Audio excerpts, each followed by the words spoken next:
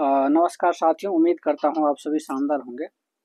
तो अभी जो है पॉलिटी का इम्पोर्टेंट टॉपिक्स मैं बता रहा हूँ और आप चाहे तो नोट कर सकते हैं इसको, ये सारे टॉपिक्स को, और इसी टॉपिक्स को बार बार आपको रिवाइज करना है, बार बार पढ़ना है, ठीक है। और जितना बार हो सकता है मल्टीपल टाइम्स उसका रिवाइज करें, वही जो है आपको काम आएगा, ठीक है। अदरवाइज जो है आप मल्टीपल सोर्सेज से देखेंगे और उसको रिवाइज नहीं करेंगे तो दिक्कत है। यहाँ पर आपको जो है prelims as well as mains के पॉइंट से जो है हम बता रहे हैं, ठीक है। तो आप नोट नोट डाउन भी कर सकते हैं, ठीक है। तो जो अगर हाईली इम्पोर्टेंट टॉपिक है वो आपका है हिस्टोरिकल बैकग्राउंड। देखिए, ये जो लिस्टिंग है आपका पीवाईक्यू के बेसिस पर और जो है एम लक्ष्मीकांत के जो टॉपिक्स है उसके बेसिस पर जो है ये आपको बता रहे हैं, ठीक है। तो देखिए, ये है आपका हिस्टोरिकल बैकग्राउंड जो ब्रिटिश एक्ट 1773 से लेकर 1947 के बीच था, वो सारे। फिर मेकिंग ऑफ द कॉन्स्टिट्यूशन और कॉन्स्टिट्यूएंट असेंबली, ठीक है। फिर salient feature of the Indian constitution preamble, काफी इंपॉर्टेंट है। इसमें खास करके फिलोसफी और जो उसके कीवर्ड्स है उस पर जितने भी, चाहे सोवरेन हो, सोशलिस्ट हो, सेकुलर हो, डेमोक्रेटिक हो, रिपब्लिक हो, इन सब वर्ड को जो है कीवर्ड को आपको हाईलाइट करके उसको समझना है, एक एक वर्ड को, ठीक है। फिर जो है यूनियन एंड इट्स टेरिटरी, फिर सिटीजनशिप, और जो इसमें आर्टिकल 5 से लेकर 11 तक की बात होती है, और साथ में जो कॉन्स्टिट्यूशनल अमेंडमेंट एक्ट 2019 की जो है उसको आपको तैयार करना अच्छे से, ठीक है।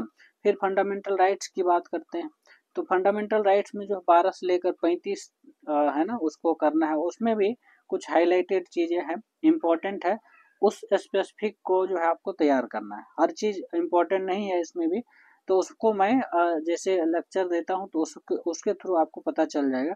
उसमें जितने भी इम्पोर्टेंट है वो आपको डिस्कस कर लेते हैं, ठीक है। फिर इसमें डॉक्ट्राइन ऑफ बेसिक स्ट्रक्चर, फिर जो है अमेंडमेंट जितने भी है, ठीक है, और खास करके जो हाईलाइटेड अमेंडमेंट है उस पर जरूर से फोकस करना है। और जो की जजमेंट है, चाहे केशवानंद भारती हो, मेनका गांधी हो, या एडीएम जबलपुर हो, ये सब जो है इम्पोर्टेंट हो जाता है। फिर फंडामेंटल ड्यूटी भी इम्पोर्टेंट है, आर्टिकल 51A, ठीक है। Amendment of the constitution article 368, ठीक है, उसको तैयार करना है। बेसिक स्ट्रक्चर डॉक्ट्राइन, ठीक है, जो भी जुडिशियल इवोल्यूशन है वो किस तरीके से हुआ है, उसको बेसिक स्ट्रक्चर डॉक्ट्राइन जो भी है उसको तैयार करना। फिर आ जाइए सिस्टम ऑफ गवर्नमेंट के ऊपर, ठीक है, सिस्टम ऑफ गवर्नमेंट के ऊपर, ठीक है। अब देखिए, इसमें जो है जो पीवाईक्यू में जो है पूछा गया है, या चाहे प्री की बात कर लीजिए या फिर मेंस की बात कर लीजिए, उसमें तो ये है आपका पार्लियामेंट्री सिस्टम, है ना। इसमें हम इंडिया वर्सेस यूके की बात कर लेंगे। फिर freedom federal system, India versus USA. फिर सेंट्रल स्टेट रिलेशन, जो भी लेजिस्लेचर है, एडमिनिस्ट्रेटिव, फिर फाइनेंशियल, इसको। फिर inter state relation, river water dispute, zonal councils, या फिर इंटर स्टेट काउंसिल। फिर इमरजेंसी प्रोविजंस है, नेशनल स्टेट फाइनेंशियल इमरजेंसी, ठीक है। इसमें आर्टिकल जो है 352 से लेकर 360 जो स्पेसिफिक आर्टिकल्स है उसको तैयार करना है। फिर आ जाइए आप सेंटर गवर्नमेंट के ऊपर, ठीक है। तो यहाँ पर जो है प्रीलिम्स के लिए आपको स्टैटिक तैयार करना है, साथ में जो है मेंस के लिए जो भी एनालिटिकल चीजें हो सकती है और आपके अपने तरफ से भी उस पर सोचना है। मैं इस चीज को बार बार हाईलाइट करता हूँ, इवन कि सीसेट के लेक्चर के दौरान भी और आपके बाकी लेक्चर में भी इस चीज पर ज्यादातर एम्फेसिस डालता हूँ। इसका रीजन यही है, यूपीएससी इन्हीं सब चीजों पर जो है फोकस करती है, जो भी एनालिटिकल माइंडसेट है वो डेवलप कराने के लिए, ठीक है। तो ये चीज आप जल्दी से जल्दी अडॉप्ट करेंगे उतना ही जल्दी आपको जो है सक्सेस होने की चांस भी रहता है। हर किसी को कोशिश करना चाहिए जो एनालिटिकल, देखिए अगर आप जो है क्या कहते हैं, आप आपकी मेमोरी अच्छी है, आप रटने में अच्छे हैं, आपको याद रहता है चीजें, अच्छी बात है। साथ में जो है आपको एनालिटिकल माइंडसेट भी डेवलप करना है। मैंने बहुत सारे स्टूडेंट को देखा, बहुत सारे फैक्ट्स, बहुत सारी चीजें याद रहता है, लेकिन जब एनालिटिकल की टाइम आती है तो वहाँ पर जो है मार खाते हैं।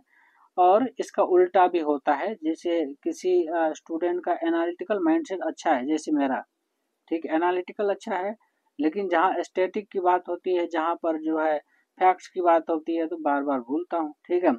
तो ये चीज़ें है, तो यही वजह है कि जो है खास करके प्रीलिम्स में, ठीक है, प्रीलिम्स में और खास करके स्टेट पीसीएस वगैरह में तो ये ज़्यादा होता है। स्टैटिक ज़्यादा पूछ लेता है, आपका फैक्चुअल ज़्यादा रहता है, तो वहाँ पर आप मार खाते हैं। और प्रीलिम्स में चाहे यूपीएससी की बात कर लीजिए या अदर स्टेट पीसीएस की बात कर लीजिए, वहाँ पर फैक्ट्स का रोल रहता है, ठीक है।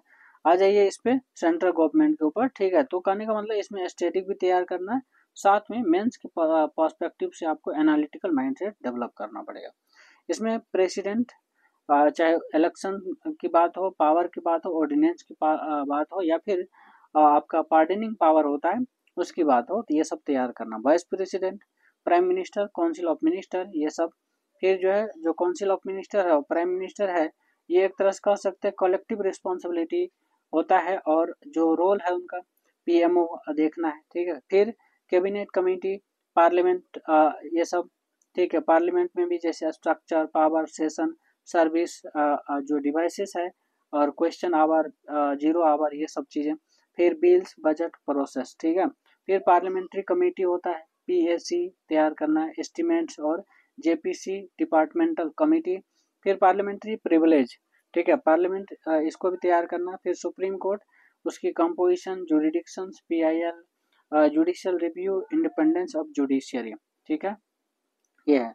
अब आ जाइए स्टेट गवर्नमेंट के ऊपर, तो यहाँ पर जो है गवर्नर इम्पोर्टेंट हो जाता है ना। गवर्नर में जैसे आपका क्या कहते हैं, अपॉइंटमेंट रोल, फिर डिस्क्रिशनरी पावर, आर्टिकल 153 से लेकर 162 के बीच ये आर्टिकल भी तैयार करना, ठीक है।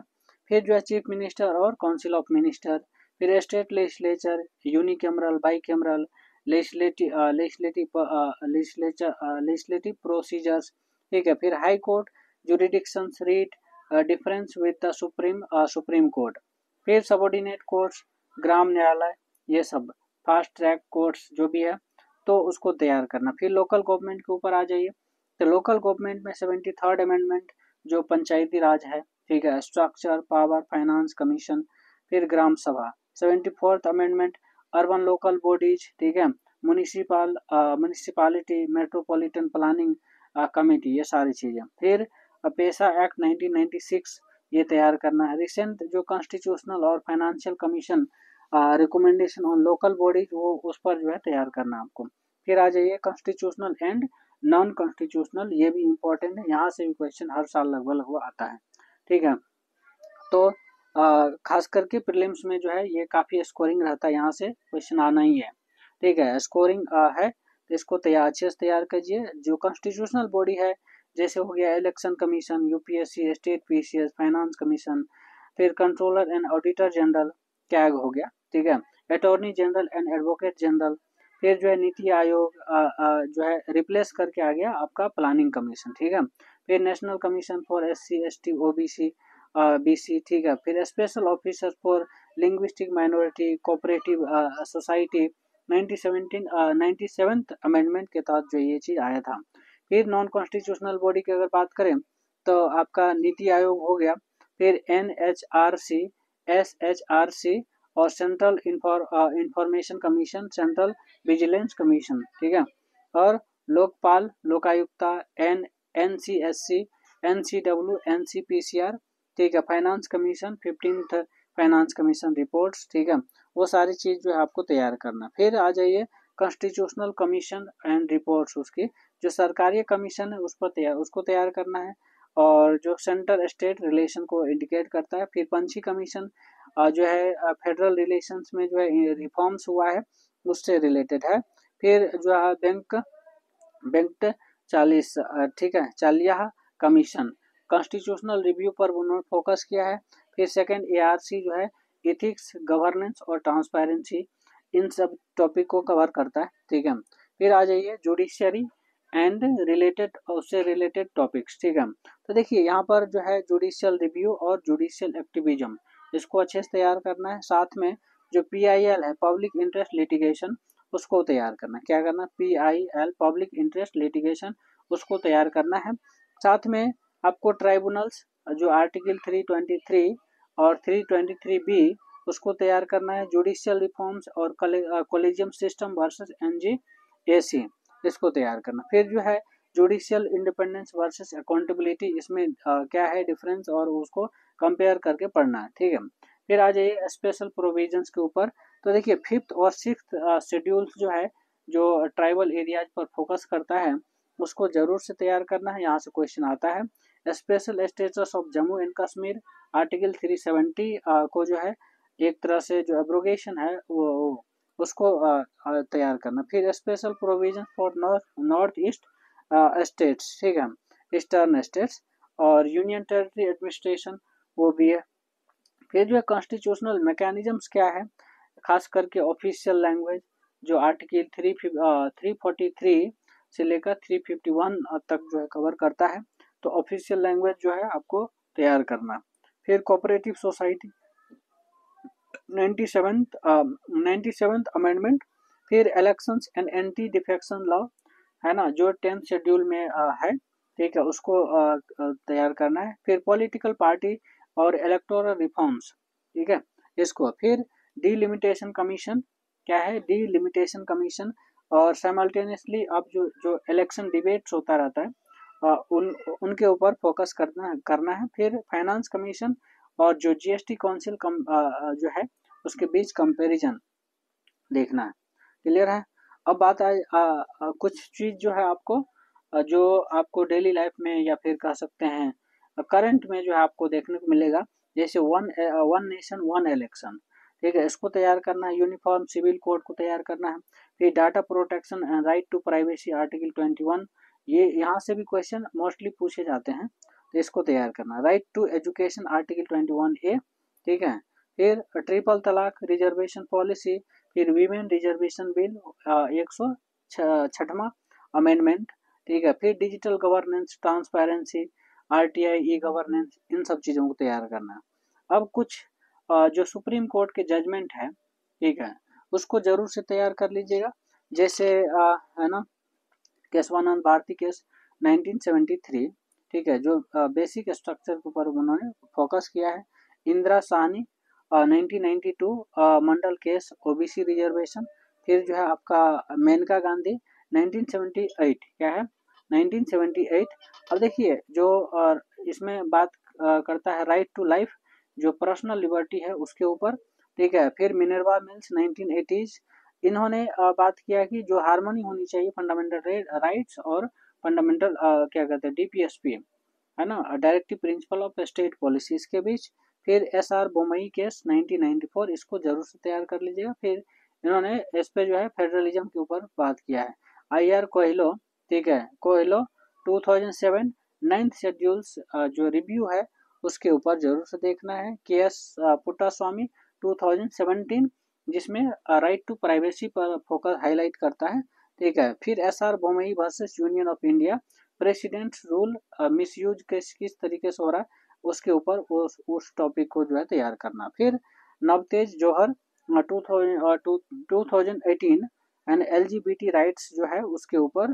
फिर जोसेफ सिंस, ठीक है, जोसेफ साइन 2018, ठीक है ना। तो इस पर जो है जो एडल्ट्री वो होता है, डिस्क्रिमिनलाइज होता है, उसके ऊपर जरूर से तैयार कर लीजिएगा।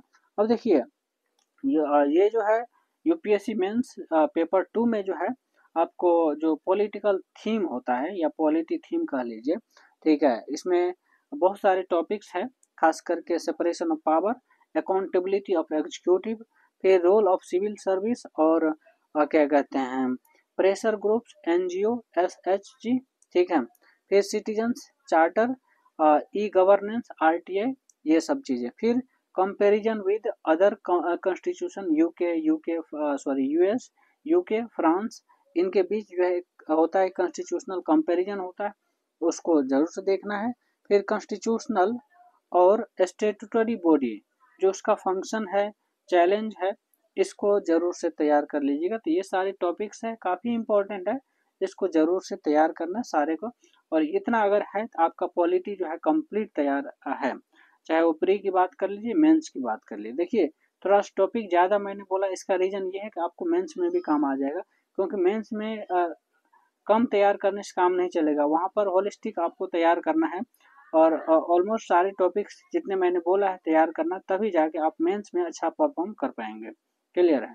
चलिए, थैंक यू सो मच। इसको अपने फ्रेंड सर्कल में जितने भी दोस्त हैं, जितने भी फ्रेंड लोग हैं, उनको भी सर्कुलेट कर दीजिए। ठीक है, थैंक यू सो मच।